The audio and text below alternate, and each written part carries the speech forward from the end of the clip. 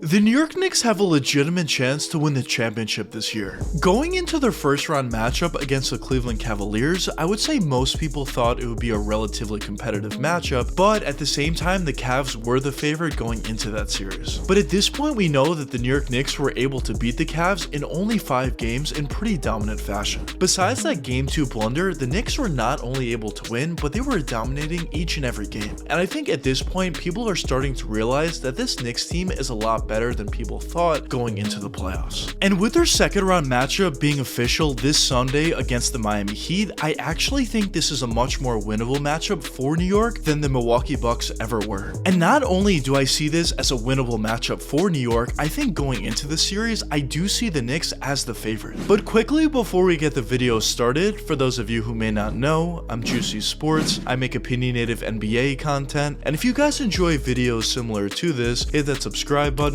that like button, and that post notification bell. I also want to quickly mention that I recently started up an MMA channel, and if you guys are interested in that, the link will be in the description. But anyways, let's get into it.